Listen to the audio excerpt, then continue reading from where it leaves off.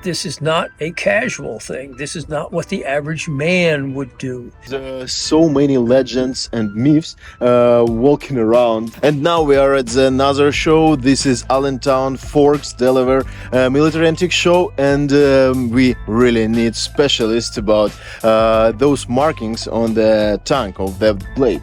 And so here is Martin Zalonis. Hello, Martin. Hello, Alex. Good to see you. Good to see you too. And I just showed my viewers really nice sword with very interesting tank with cutting test markings. Could you tell our viewers more about those markings? Because so many legends and myths walking around Yes. those markings. Yes, that's correct.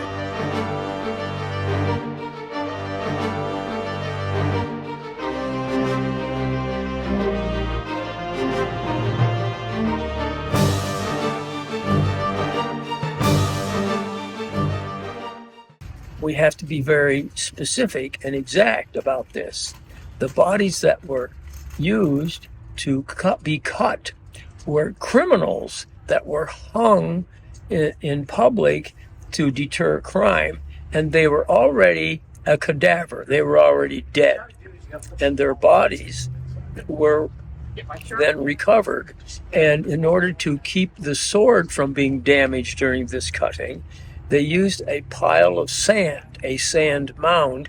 The body now is stiff and is put on the sand mound, and the person that is going to try to make a cut of the body stands nearby. Now, this is not a casual thing. This is not what the average man would do. There are two groups, families that specialized in excellent ability and training in sword use cutting that both did the testing. And these were the only people that tested because they assured the owner that the sword will not be damaged. They had a special handle, a heavy wooden handle made, and the sword will pass through with the cut, and the sand will keep the sword preserved in terms of damage. But only these two families were in the, quote, business of test cutting a body. When that happens, of course, one wonders, well, what do you mean by that? Well, there's a list, there's a picture, there's a description in a lot of the sword magazines that shows a human body in this position, standing up, and there's a cut started here. 1, and then 2, and then 3, and all the different parts of the body are numbered. So that information is also inscribed on the tang of the sword and the date, usually, of when this test was made. And if it's inscribed on the sword tang, it was successful. There was not a problem with the sword or any other issue. And so the sword cut that was chosen for whatever reason usually is a number 3 cut across the shoulders and the chest, which is a lot of area to pass through, and of course it would be an instant killing if it was used in battle. Again, I will say this is during peacetime, and this activity was merely a way of extending the interest of Japanese swords and the quality of their ability to cut, because that was exactly what they were created for. And one can imagine the pride of the owner with such a inscription on his sword. Now, I must say, as a small note, the two families, generations where they learned this skill and control, competed for this kind of testing, and they were paid significantly to do so. And the one family, in order to one-upsmanship, so to speak, had their inscriptions filled with gold wire. So the inscription appears to be golden, and it demonstrates maybe a little more pride by the owner because it has a golden inscription instead of a standard one. anyway. So when you see the gold color, you know that particular. And so the inscription information is there.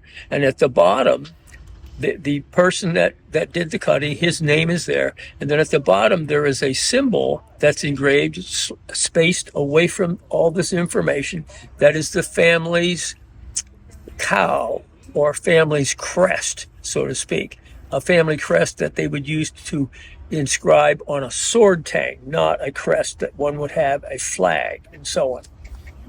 So that's why. And they did cutting in the Shinto time, 1600s, 1650s, 1700s, and then it phased out of use probably at the end of the Shinto period.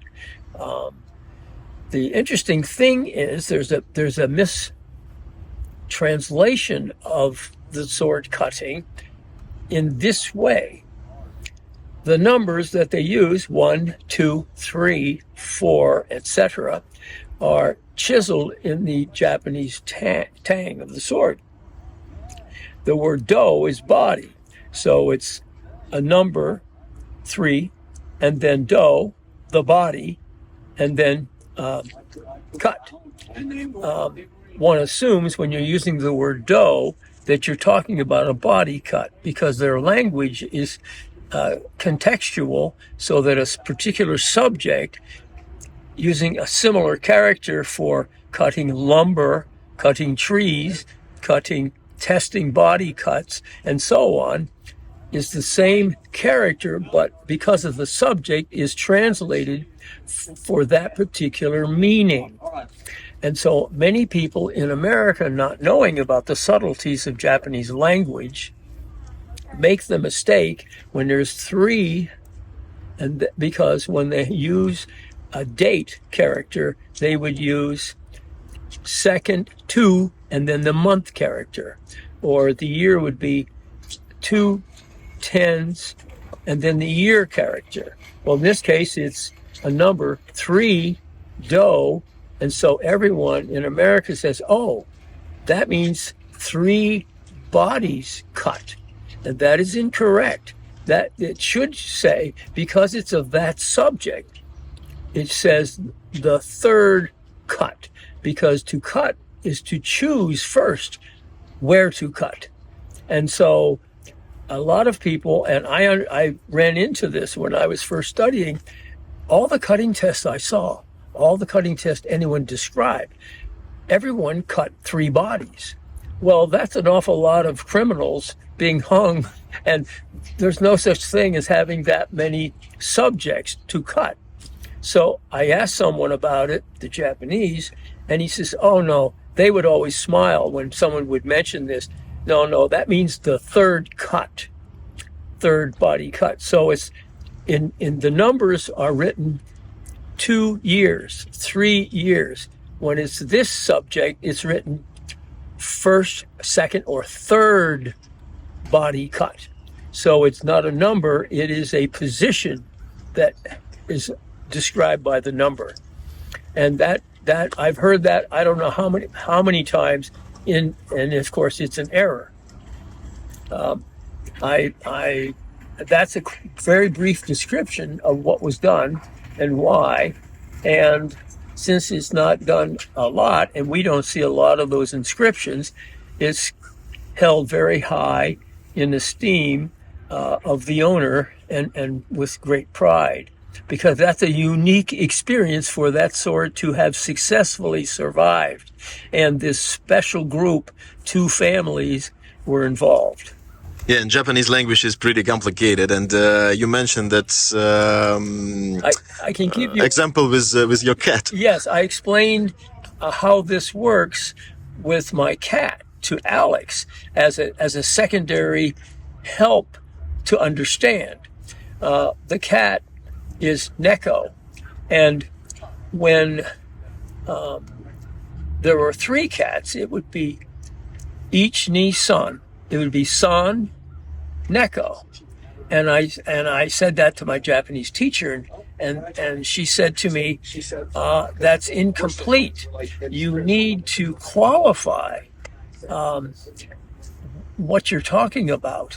And so, is it 3 cats, the 3rd cat, or cat with the name 3. And I said, oh, she said, so you need a counter name. I said, counter name? Yes, Biki. You have to say San Biki Neko. And Neko means an animal with a long tail. Oh, wow. And that's what it means. So it means Neko is cat. It must be a cat with a long tail. And now the number of cats is not confusing anymore. It's very clear that it's that we're counting cats. So it's 3 cats, Neko. And that's how you have to put a counter word with all the objects you're counting so that it's understood by everyone, because all languages, the same word many times has multiple meanings that are not necessarily very similar. Yeah, and sometimes like grammatic is pretty tricky in different languages. Yes. Thank you very much for explaining. I think it's very interesting and it's really helpful to understand like swords and Japanese culture actually. Well, I would like to say I gave it my best effort because I tried to make it simple yet clear. Yeah. So thank you so much for your comments about it. I'm glad to see you here in the Allentown show again, and I hope we can film more comments like this. If you guys like it, please don't hesitate. Text it under the video. We are always reading it, and this is a kind of orienteer for us, right? Yes. Yes. So thank you again. You're welcome. It was a pleasure. I gave it my best effort. Thank you. Thank you.